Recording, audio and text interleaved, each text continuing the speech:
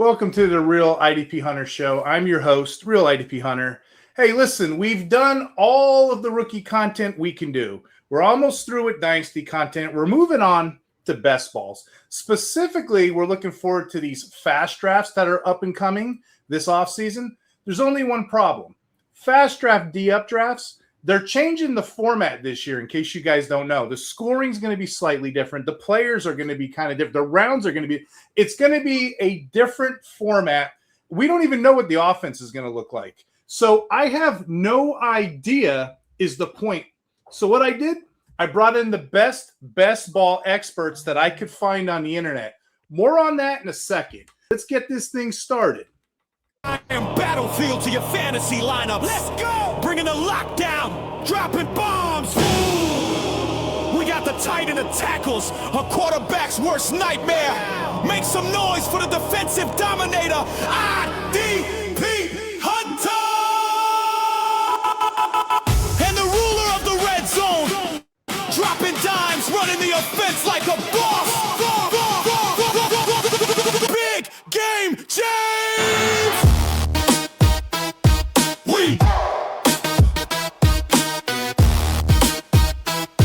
We bring the heat! Jamie, who do we got here tonight for this show? All right, all you fantasy degenerates out there, today we actually have a real treat for you. For all you best ball grinders, man, we have a special guest. He's a guy who's been crushing Underdog Draft, streaming the big board madness, and rallying the crew with Best Ball Degens Unite. He's breaking down free agent fallout, post-combine risers, late round gems, straight up just degen drafting all the time on his channel. He's building one of the most fun, no BS communities in the space. Give a warm welcome for the one, the only, Hoohames. What's up, man? Hey, how's it going? Hoohames. I love how you say that, Hoohames. It just rolls off the tongue, you know, like butter. Hoohames, how long have you been playing fantasy football for? Fantasy football itself, at least since like '98. Wow. So, like I got into it in high school. Like I'll date myself. I don't care. I'm going to be 43 in a few weeks. I've been playing since I was like 17. So.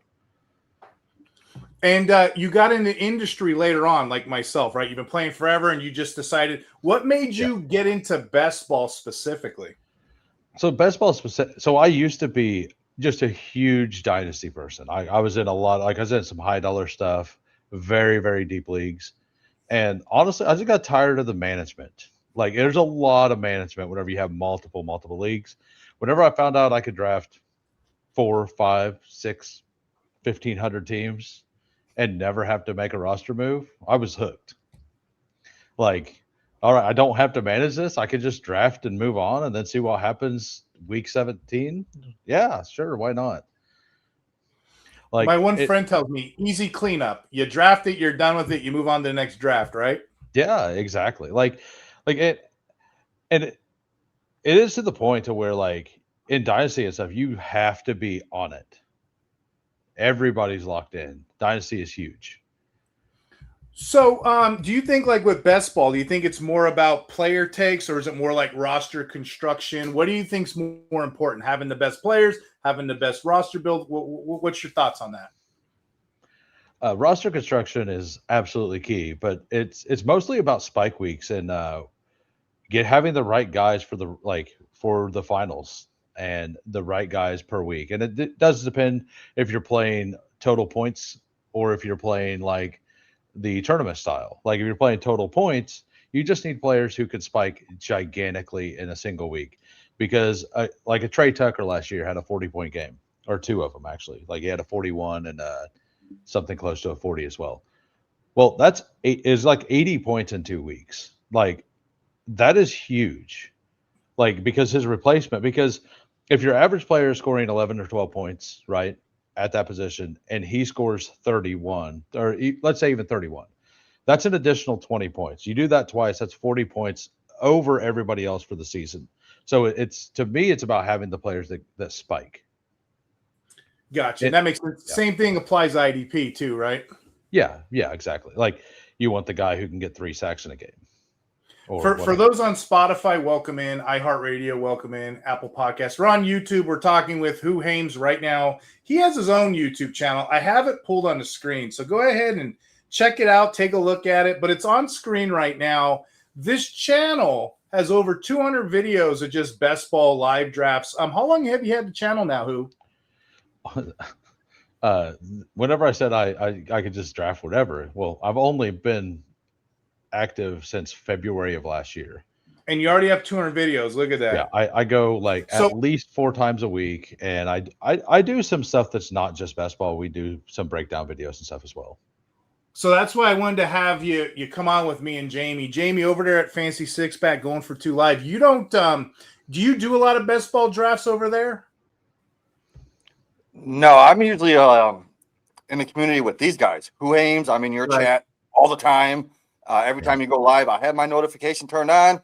I see it. I hop in the chat. Even if I can't engage in the chat, I just have it in the background listening because they do drop some badass gems, actually, like every single episode. So I don't recommend missing anything. Yeah, the audience is for a treat because I know you two. I'm always asking you guys questions about best ball in general, and I'll pull up the IDP platform in a second. One more question for you, Who. You've been doing this a while, and I'll throw it to Jamie too. What do you think the biggest mistake people make when they're transitioning from redraft to best ball? I mean, you got to understand the game you're playing. Like in redraft, you want players like, and I actually like this player this year, but like you want a Wan'Dale Robinson from like the last few years, somebody who's got a reliable volume, somebody who you can plug and play. The players like I just talked about, Trey Tucker from last year, you have no idea when they're going to do anything. You can obviously look at the data and be like, okay, well, this team's bad against slot or outside wide receiver 2, all that stuff. You can look at all that stuff, right? And kind of try to pick your spots. But you don't want that in redraft at all. In best ball, you just want the players that have the big spike week ability. But you also need to balance it with players who have that projectable volume so you don't bottom out and just lose in a single week. So this is the nerd talk of the podcast. We're talking about high spike weeks, player impact, player scoring. There's 3 kinds of scoring, major types of scoring in IDP. Most of us know this. I was doing this on the Dynasty videos we were doing. Most of those Dynasty videos, I talk about 1, 2, 3 scoring, which is tackle heavy. Fantasy Pro scoring is also tackle heavy. That's what I use to rank in the season. But for most of these best ball drafts, and again, we don't know the format Fast Draft is unveiling for us, but we do know that these drafts are fast and it's all about big play. So it's going to be some kind of version of big 3 scoring. What does big 3 scoring mean? I'm going to break it down to you. You get 2 points per QB hit. You only get 1.25 solo tackles. Back on that in a second. You're going to get 3 points per fumble recovery, 4 points per pass defense, 5 points block kick, 6 points interception. But the key here is the sacks. You're going to get big plays for sacks, at least 4 to 5 points per sack opportunity. So in the example I have above, let's say it's a basic big 3 scoring. These are kind of the scorings that when I walk into drafts is what I'm looking at. I'm looking at 5 points per sack. But what else happens on that play? Well, the QB gets hit, don't he? That's another 2 points. 5 plus 2 is 7. So now we're already at 7 points for the big sack. You also get 0.1 play per sack yard. Average quarterback, when he gets hit and he drops back, loses about 6 yards. So now we're up to 7.6, 7.5 points per sack. That's just on the QB hit alone. You're also going to get points for tackle for loss in a lot of your leagues too. So you're looking at, regardless of the way the format comes out, you're probably looking at a 9-point play. 7 to 9 point play to me, well, 6 to 9 point play to me is big play kind of scoring-esque. So loose terms, that's kind of what I'm going to show this draft on. We're only going to do 4 rounds because that's usually what fast draft is. It's a fast draft. They move super quick. but I have 5 priority of works that I want to explain to the audience. Priority 1, get an elite defender. Well, that's easy. Easier said than done. Well, there's only 7 or 8 of these guys so what are you going to do if you're on the back end? Priority 2, get an elite linebacker if you can. The Fred Warners, Roquan Smiths of the world, they'll have enough tackle points to kind of match that a little bit if you're behind. Priority 3, get a pass blitzing linebacker. Exploit that, especially if you're playing on sleeper. We're not in this case, but if you were, the example I pull up, they are. You want that DL/LB cheat code so you can kind of move them around. And priority 4, you're going to get the next tier, that DL2 with upside if you can. Finally, at the end of your drafts, whatever's left, get that late down, 3-down linebacker. So to put it gently, we're looking for elite defenders. We're looking for elite linebackers next. We're looking for those linebackers that blitz. Then we're looking for those tier 2 upside guys, those guys that could be a tier 1, break in there, have a lucky week. And finally, those late round guys. So the reason I brought it up and I said it like this, when you see my board, there's no defensive backs on this board. Here's why.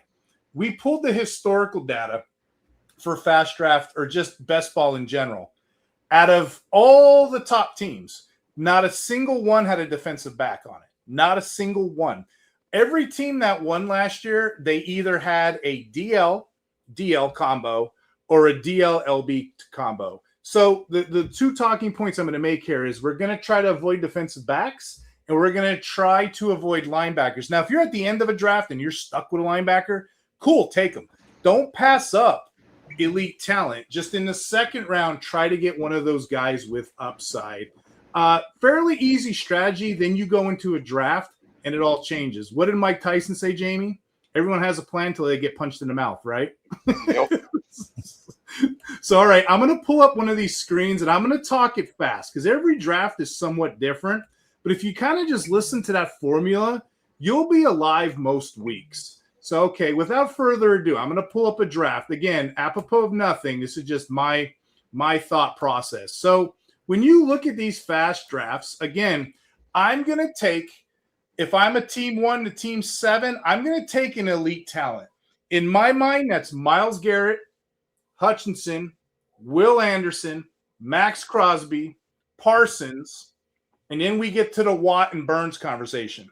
Once we start getting after those 7, you got the Nick Bosas of the world, then you got to start thinking about the draft. So those first 8 picks, that's kind of your order. Now, some people may favor Crosby better or Burns, but that's fine with me. The only thing about Garrett, Hutchinson, Anderson, Crosby, Parsons, I will tell you, they're elite. They're going to get you points. So those should be the top 5 picks. When you get the 1.6 TJ Watt, 1.7 by Brian Burns, both of those guys' trajectories in their careers are going a little bit different. Watt, for most people, they'd say he had a down year. He was still elite level. He's just not your TJ Watt outstanding level. That's why he got pushed down the board a little bit.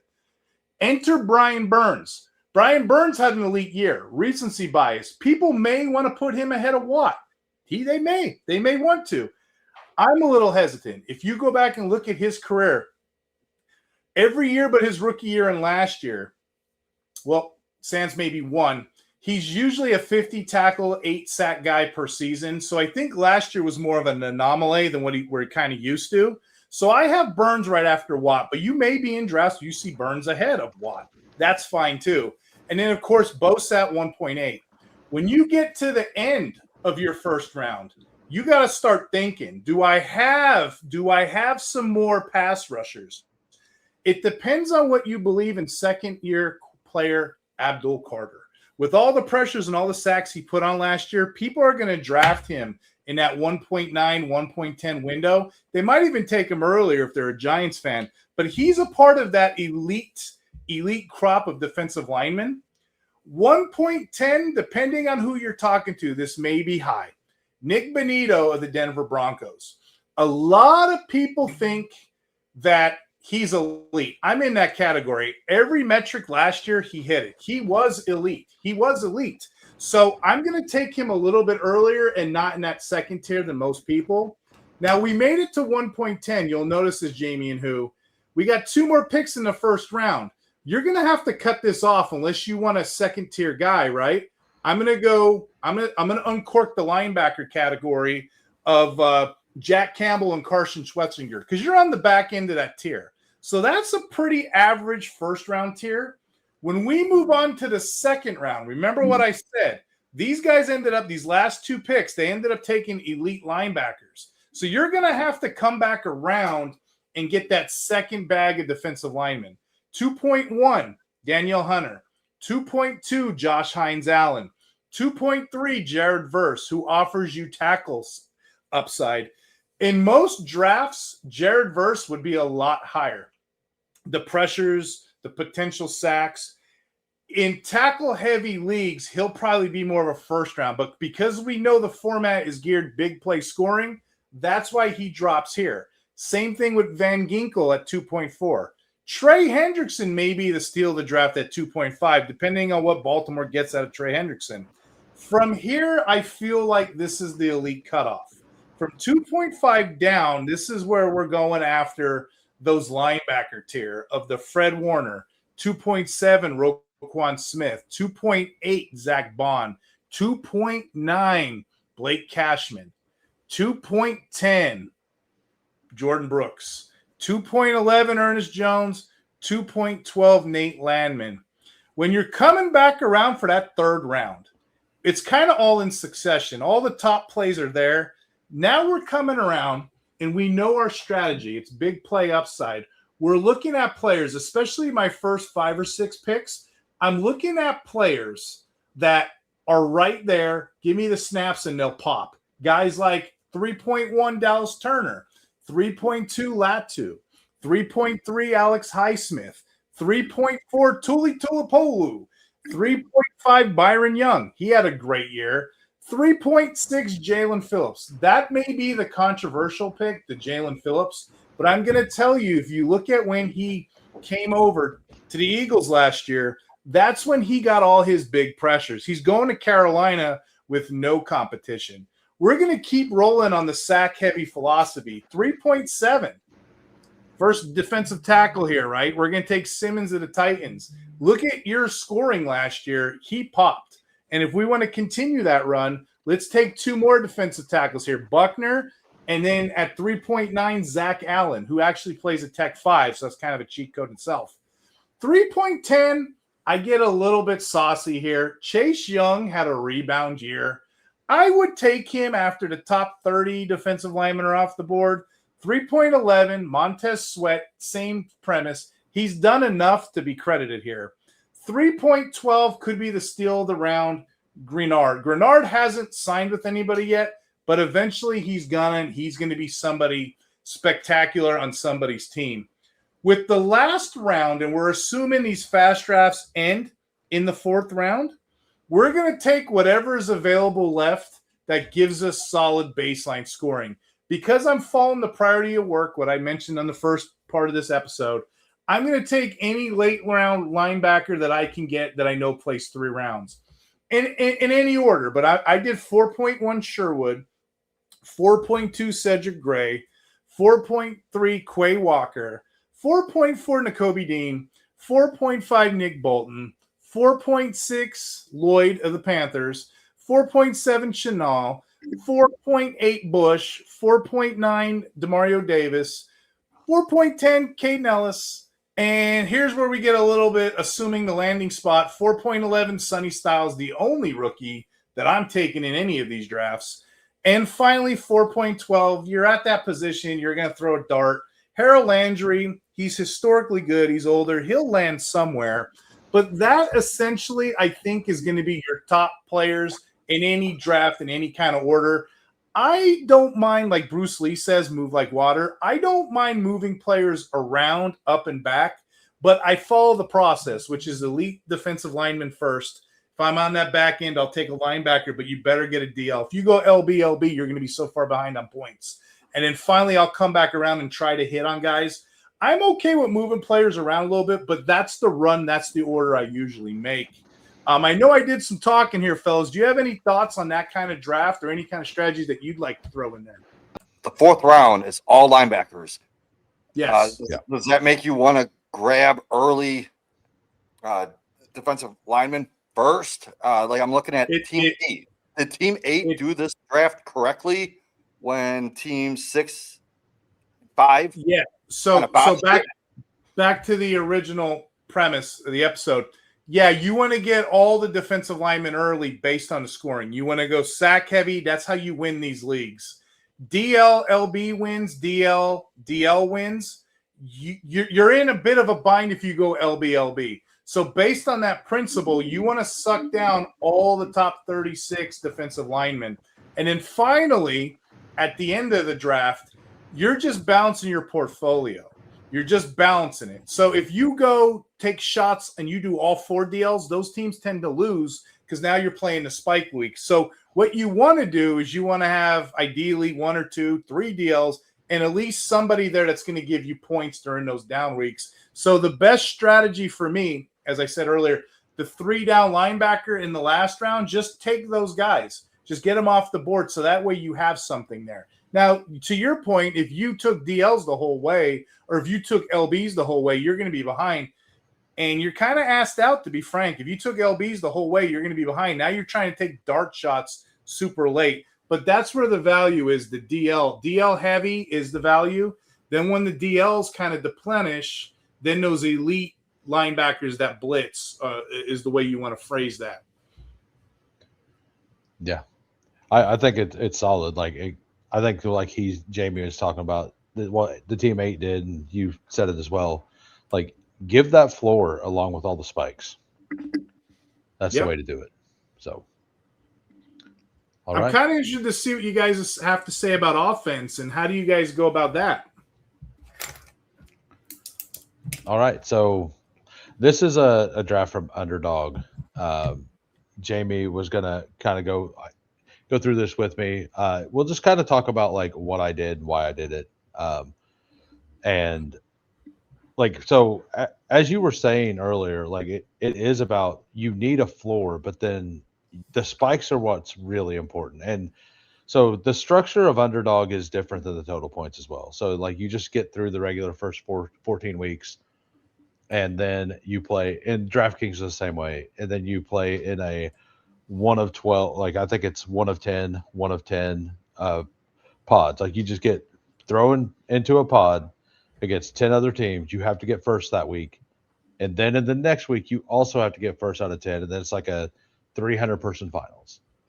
So it's a really, really hard game. But it's very fun because you have to get your team there, and then you have to have a team that has the ability to put up a massive single week point total as well.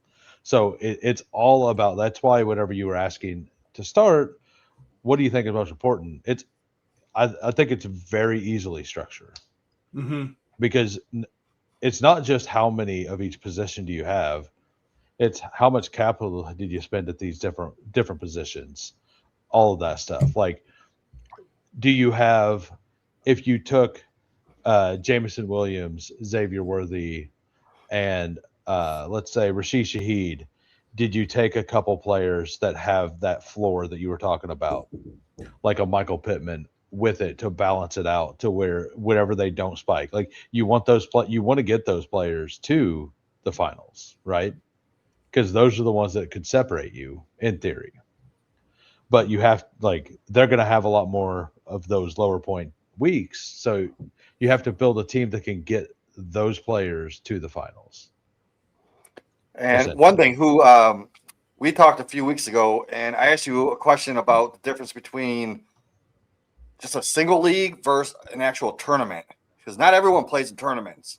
Yes. I'm not a big tournament guy. I throw my hat in there with some of the big boards and little boards, but I'm more of a single league drafter. So what's the biggest difference that you would tell our audience as opposed to playing tournaments for single leagues? Yeah. So if you're playing in a heads up, right? Like you're in a lobby and it's just you versus those 12, let's say it's a 12 team league like this is, which give me a second. There we go. Now you can see everybody. I didn't realize I wasn't zoomed out, but if you're playing against just that one group, if a team is pushing things really far, like it kind of pays for you to, like, if they try to push a quarterback because they don't have any, because you have two or whatever, and it's just an absolute value already and they needed to take it. It doesn't hurt. Like, it hurts in the 1 versus 12 versus the tournament thing. Like, in the one lobby, you definitely, like, it's okay to take that guy because you just ruined that team. Like, that team can't win now. But if you're in it, go ahead. No, I was going to say, question for you and Jamie, actually. I'm looking at your first round, okay? You got your 1.1 Bijan Robinson, 1.2 Gibbs, 1.3 Naku. I feel like that's solid. 1.4 Chase, yeah. 1.5 Jackson Smith-Jigma, 1.6 Taylor, 1.7 McCaffrey, 1.8 Lamb, 1.9 Jefferson. I think I know the answer to this. 1.10 St. Brown, 1.11 Cook, 1.12 Genty. Is that chalk? Do you think that's solid everywhere? Or do you think that there's some risk already in the first round? Well, it's pretty unanimous that the top four picks are. It's all different order. People could take any order. Yeah. So like it also depends on the game. Like in the singles, like you're just playing against your own lobby, like we were talking about. That is one thing. But like in these, it's a tournament. Like it's got like, I'll click this here. There's 223,000 total entrants. Okay. So you're playing your lobby, 3 people advance, and then 1 person advance out of 10 if you advance out of this. And you don't necessarily play the people that were in your pod. It just reseeds everything. So you're seeing a lot of 1.9 Justin Jefferson out there, because that's the only one that troubles me. Are you guys both? I've seen him you guys see a renaissance? I've seen JJ go. I've got him at the 201. Okay. Yeah. Well, so this draft was done within the last week. If I go back to a draft that was done at the beginning of the contest, and I'm a DGen, as you can see, I've done 100 and some of these already this year on this site. But this is contest open, and I don't even know if my team's good here. We'll just go to the first one. Jefferson went here, but he was going like down at 18, 19 whenever there was risk of JJ McCarthy starting. And now that JJ McCarthy is starting, most people actually love Jefferson now. Like, okay. Yeah, that's what I was looking for, because I'm a little nervous myself. I'm actually, so this is something I do personally. Like for me, JSN he's a fantastic player. He went at 1 here. I hadn't even noticed that ever. But I think with them losing their offensive coordinator, they just won the Super Bowl. They don't have a running game at the moment. Like, there's a lot of ways that team could regress. Like, their defense is insane still. So, like, the better your defense is, the less you're required to score points as well, right? So, with all that stuff, like, I'm not, like, taking 0 of him, but he goes at the 105 pretty much every time. I'll go back to the that's fine. Draft. Yeah, if you don't mind, go back to that original one. Jamie, same question for you. It wasn't in the second round of that one.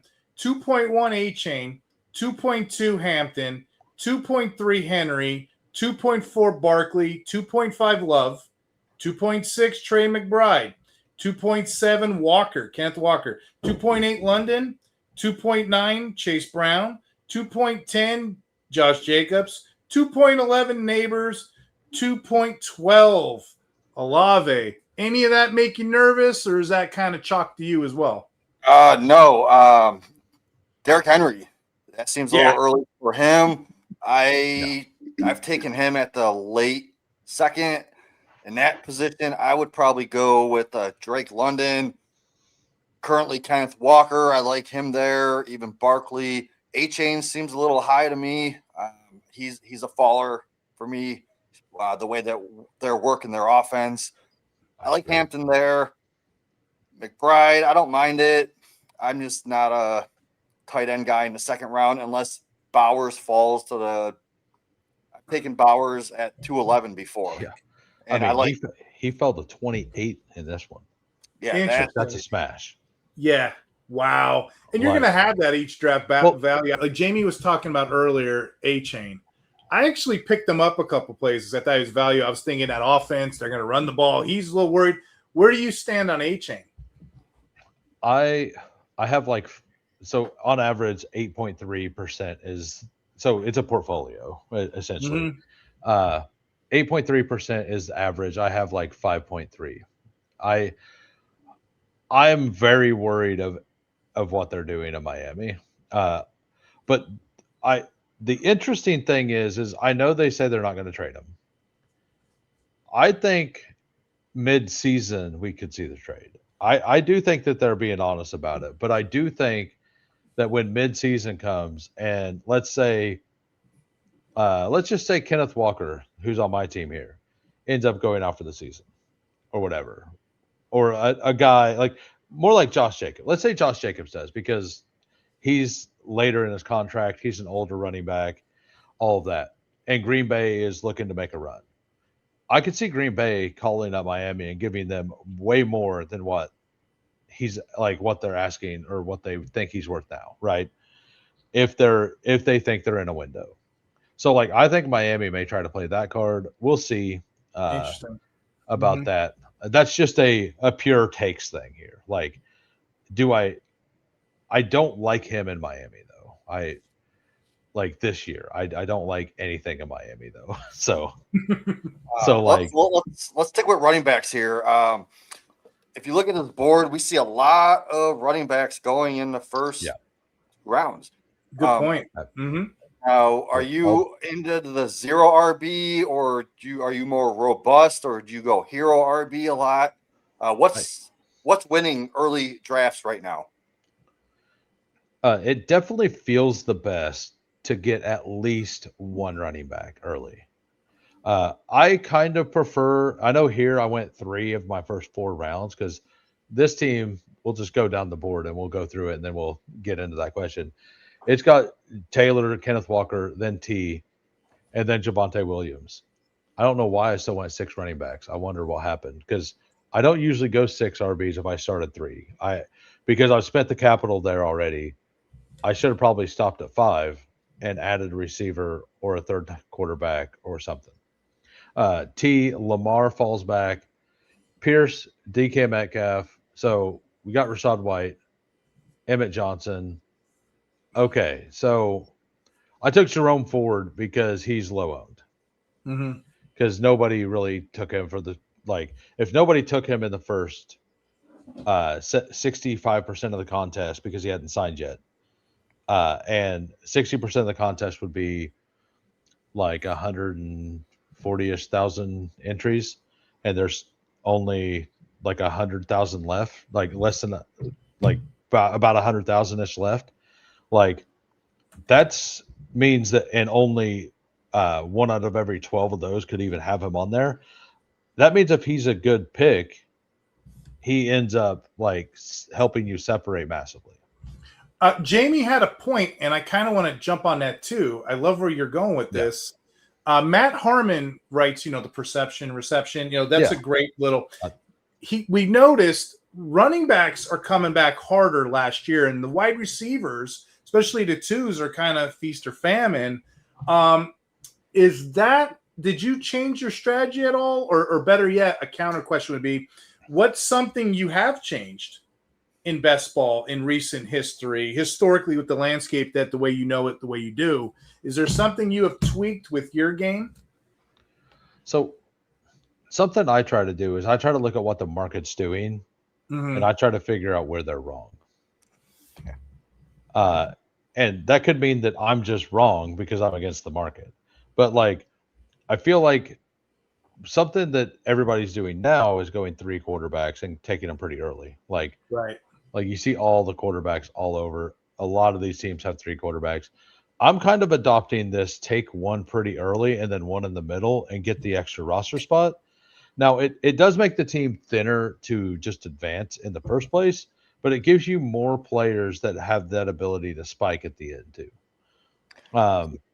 That is something that I'm doing differently this year. Last year, I took a lot of 3 quarterback teams, but the market has pushed quarterbacks up so far. I'm kind of on an island here. There's only a few people who really believe that the 3 quarterback two, and it's a bit like there's a lot of talking points right now. I do think, like last year, a lot of people go 0 RB, as Jamie was alluding to earlier. And that was 0 running backs by like round 8. And then you just took a whole bunch of dart throws. Like, the problem is that like now people have realized that to do that, instead of that, you could go like the first 4 rounds, but then you have to tack on like a David Montgomery, a Chuba. Like you need a couple projectable guys to get you to the point to where if Saquon goes down, Tank Bigsby smashes, kind of thing, right? So that's the biggest thing. Like pushing 0 RB too far was something that I did some last year, and I will not do that at all this year. Like I'm gonna take the ugly picks. Like I am gonna take the Ramondre whenever I don't have a running back yet. I'm gonna take David Montgomery. And I'm not even saying these are bad picks, but these aren't picks that you think are going to absolutely win the league. These are picks that are going to give you a floor, kind of like a linebacker in the 4th round, right? So speaking of your first 4 rounds, because we did that, we did 4 rounds for the upside of it. I'm going to read these 3rd and 4th rounds to you guys. Just tell me your thoughts or your spike of. Give me some good analysis. 3.1 George Pickens, 3.2 Nico Collins, 3.2 ETN or whatever his new name is. I'm kidding. 3.4 Brock Bowers, 3.5 Josh Allen here, 3.6 T Higgins, 3.7 Breece Hall, 3.8 Brown, AJ Brown, 3.9 Irving, 3.10 Ladd McConkey, 3.11 Tet McMillan, 3.12 Rashee Rice, and as the snake goes, 4.1 Ibuka, 4.2 Kyle Williams, 4.3 Burden, 4.4 Wilson, 4.5 Flowers, 4.5 Jamison Williams, 4.7 Javonte Williams, 4.8 Loveland, 4.9 Waddle, 4.10 Roma Dunze, 4.11 Devontae Smith, 4.12 Devontae Adams, maybe with the exception of the QBs. Maybe you guys like Love above Allen. That's probably the only tweak I do. Thoughts on those 2 rounds, fellas? So the number one, I think Nico Collins is like I don't know why he's not a little higher. And I mean the reason is because of all these running backs going. But Nico, their offense is almost assuredly going to improve. They improved down the stretch last year. He started horrible last year, and I think he still finished as like, what was it, wide receiver 9 or 10, something like that. Like you wouldn't think that he did, but he did. I can bring it up, but we'll do that off screen whenever Jamie talks. So Jalen Waddle, to me, this is I have 2 hot takes in the 4th round. Jalen Waddle, everybody is on it. Everybody loves it. I love it for Denver. For Denver as a team, it is a fantastic thing. It is such a good fit for what their offense does, all of that stuff. Jalen Waddle, over his career, has basically ran like 75%. Like I just looked this up the other day. It's between 75 and 80% of all of his routes every year in all the situations on the outside, and only 25% in the slot. Cortland Sutton almost always runs on the outside, right? Like that's what he does as well. Sean Payton is not a guy who's known for having one receiver to just absolutely dominate. He spreads the ball around, and he's very good at it. But when he has had an elite receiver, that player plays in the slot, right? If he stays in the 40s, if he's the best pick on the board, I lose. That's what I'll say. I'm going to like you have to pick some fights. This is one that I'm willing to take. Like if he fell in a draft, like 5 or like 10, 5 to 10 picks past ADP, I would take him just to have some. My other big stand is now that DJ Moore got traded, like you look at the back half of last year, who was the Bears' number one target down the stretch? Was it the guy on the Bears who went first in this draft that goes first in almost all these drafts? Or was it the tight end, Colston Loveland, who just absolutely dominated the whole time? It's Colston Loveland. Colston Loveland was the focus. Whenever they bring up Burden, you know how sometimes coaches are talking about players, and whenever they're asked about a player, they always bring up a different player. And whenever they always bring up that other player, like they just like that player a lot. Well, they also drafted Colston Loveland above Luther Burden. And then like they're continually just bringing him up. Sean McVay does this with Kyron Williams all the time. Like he just brings Kyron up out of the blue all the time. So I'm going to be way in on Loveland over just straight up over Luther Burden. I don't care about the position. And an underdog, just so you're aware, it is half point PPR, 2 running backs, 3 wide receiver, 1 flex, 1 tight end, 1 quarterback for anybody who's listening who did not know. But for me, and this is something that I'm kind of like, a lot of people listen to me kind of agree. Maybe I'm giving them bad advice. I don't know. But like, just go to PFF if you have a spike week chart. Look at what happened down the stretch with the tight ends with Loveland. He finished 2 like 4 times over the last 8 weeks and won once or something, which I get it. Getting the big spot, like positional points at tight end, obviously are going to be lower than a wide receiver, right? But I just think that they're going to run the offense through Colston Loveland. So, Yeah, so in this round here, I'm staying away from Rashee Rice just because of his off-field issues. Plus, Mahomes is going to be missing some games. We're going to have Justin Fields throwing him the ball. But my question is, I've been debating a ton between T. Higgins and A.J. Brown. And I see you took Higgins in this draft, and A.J. Brown went 2 picks later. yeah. Is that just like what you prefer, or is it because of your exposures? Like, who do you like better in those guys? I straight up prefer T. Higgins. I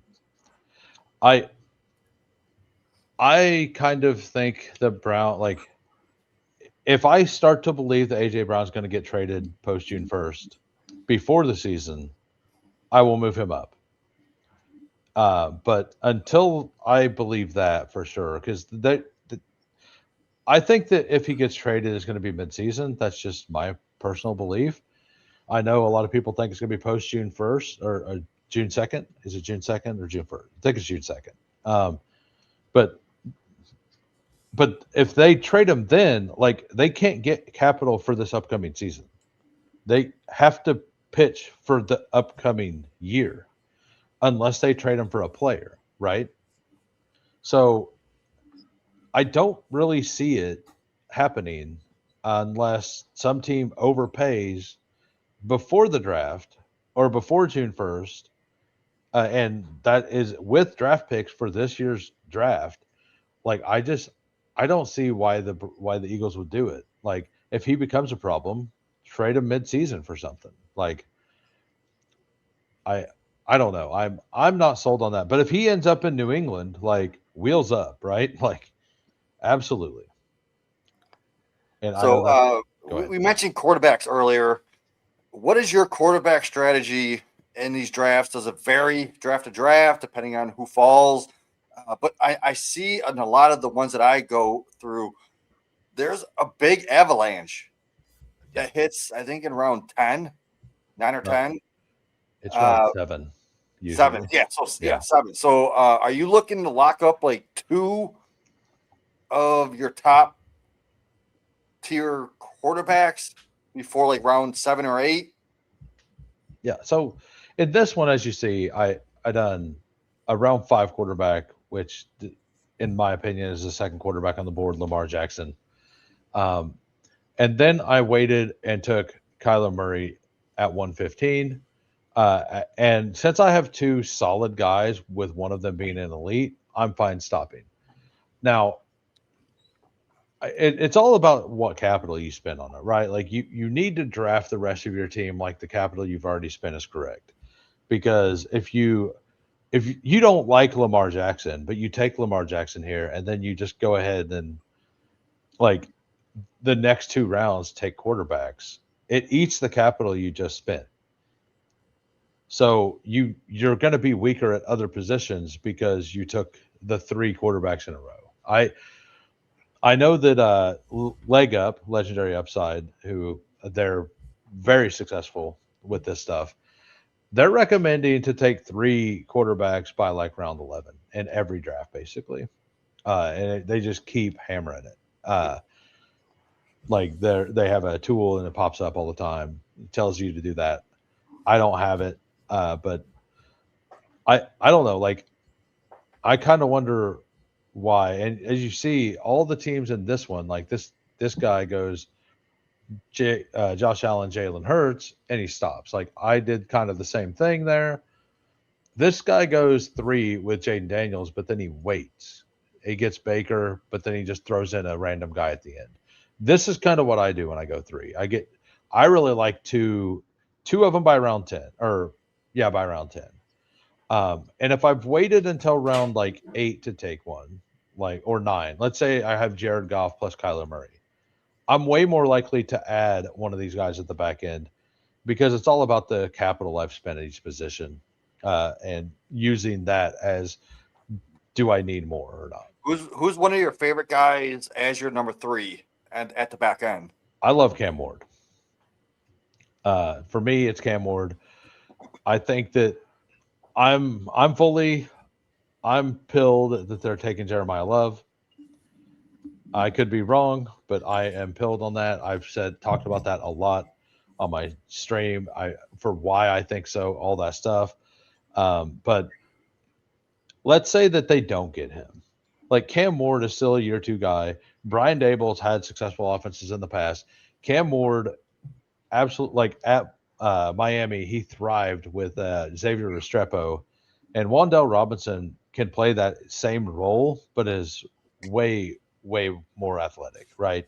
And actually just better at football as well. So I think that addition is absolutely perfect for him. Gunnar Helm came on late in the season last year. Who he looks really good. They have a bunch of young talent. Their offensive line isn't that bad. I think that for a cheap guy and a cheap offense to kind of like gamble on, Tennessee feels pretty good. Yeah. But yeah, that's where I'm at. I really like Cam Ward. Like if Malik Willis fell to me at 144, because Malik Willis is going to like 120 now. So if I was in a situation I needed a quarterback here, just because he's fell 15 to 20 picks, I would have taken him because I don't have a lot. So I'm going to take my shares of players I don't like when they've fallen. When it makes sense. I got another question for you. Stacking strategies. Which offenses scream best ball stacks that you would actually be willing to like reach on and that you want on all your teams? I mean, the obvious one is the Bengals, right? Like everybody wants to stack up the Bengals. It's just hard to do. They all 4 of them go in the first 5 rounds usually. Sometimes Burrow comes back to the back of the 6, but like Chase goes at 4. Chase Brown goes around 21 to 25. Higgins goes between 30 and 38, and then Joe Burrow goes over here. So like that's most of your almost all of your top 6 rounds at that point. 4 of your 6 picks are Bengals. The offense, overall though, I want Bears. I want pieces of the Lions as well, but for best ball specifically, because in best ball, remember, you don't have to set a lineup. You just draft a team, and whatever points are scored. And autofills your best play every single time. I'm pretty in on the Packers. The Packers have really good receivers, and you don't know when they're going to be good. Well, in best ball, that doesn't matter. As long as they're good, you know? Yeah. So for me, So, what yeah. I've been trying to go for is when Drake May falls to me in like Oh, the yeah. 7th round, He- explain backstacking. So you take a quarterback and you could backstack right. way Yes. lower. So you can get a Hunter Henry later. You can get a Booty. We all love Booty. I love putting that Booty in Absolutely. the air, getting those touchdowns. Yeah. Is that something you would be going Yeah. for with these tournaments? I assume that everybody, like people who are listening, mostly know this, but I'll just touch on it. You were talking about stacking, so like stacking, taking a wide receiver with the quarterback that you have. The reason you do this is because it minimizes the amount of things you have to get right. So if I take Jordan Addison and Kyler Murray, well, if Jordan Addison hits, more than likely, like Kyler Murray has a better chance to have hit if Jordan Addison hits, right? And if we're talking about wanting to spike and have big weeks at the same time, having those players like together makes a lot of sense. And then there's, as you're talking about, like with that, but there's also overstacking. So if you take like three, if you take three pass catchers with one quarterback, that means almost for sure one player is not scoring for you every week, right? So there's a whole bunch of balance and stuff to think about in all these situations. Um, but yeah, I love I like all these players you can backstack, and like Herbert's one of them, right? Like Drake May's fantastic. I'd prefer May always because Hunter Henry goes down here like 160. Kyle Williams goes all the way down at like basically from rounds from pick 190 to 240. And then Kayshawn Booty goes at like 160 most drafts, 170 in this one. So we got 3 promotions. I just want to get them in, and then I'll ask Yeah. you guys a final question on the show here. Sounds good. Roster IQ is this new interactive site. It offers trade calculators. It's more interventive. It's more interactive for offense. They're still building their IDP. If you guys go to this site and type in Real IDP Hunter, it's free for 30 days. It has a dashboard, power rankings. There's a lot of data on here, and it's going to get bigger. Here's the Twitter handle as well. Roster IQ, look for that. Real IDP Hunter is what is going to be where the promo is. And then, of course, we talked a lot about Fast Draft because there's a reason we're talking about Fast Draft. When it opens back up, it's not up yet. The platform's going to change, like I said in the beginning. Fast Draft, if you type in IDP Hunter, when it comes up, this is just a pre-beginning of it. When you type in IDP Hunter, Fast Draft's going to give you a 100% first-time match deposit. $50 down, you're going to get $50 back for all these big drafts. That's why I wanted these guys to come on the show so we can kind of hype up the upcoming platform that's coming with these things. And then lastly, if you guys didn't hear the beginning of the show, who's got a YouTube channel? Go over there and check him out. He does these all the time. They are fun platforms to get your feet in the water and practice Fast Draft. Guys, I couldn't think of anybody better to do these shows with. I'm going to leave you guys with one question, both of y'all. I was listening to y'all talk, and y'all go back and forth. Y'all vibe really well. In the next 2 months, you can bring up a rookie or a veteran. But in the next 2 months, who's a guy that's going to get a lot of buzz, and we're going to have to include him in the first 4 rounds of these drafts? Anybody out there? Any thoughts, guys? Oh, in the first 4 rounds? Sure. I mean, my biggest stand right now is Omar Cooper, and it's been that way since the big board opened. But like, I mean, I had like 67% Omar Cooper on DraftKings through like 40 drafts before the combine. But like, if we're talking about a guy who's going to move up into like these higher ranges, like, so if I'm correct and Jeremiah Love ends up going to the Titans, Scadabo is going to move back because Scadabo was going at 41 until all this stuff started. And that was with the injury risk stuff. But all the signs are pointing towards him being ready to camp. That doesn't mean that they can't bring somebody else in or whatever. That could. But my guess would be that it's him. Now, take it for what it is. I am a scatter bro. I have always been. Like, it might be hopium. I ain't going to deny it. But the other option is DeAndre Swift. Like, DeAndre Swift is too cheap. He's been too cheap. The RB1 on the Bears, like, why would you? People think that Menengai is gonna take over that role. Like, I just think it's Swift. I think that Swift is one of the better picks on the board right now. I like that. How about you, Jamie? For me, it's going to be Chris Olave.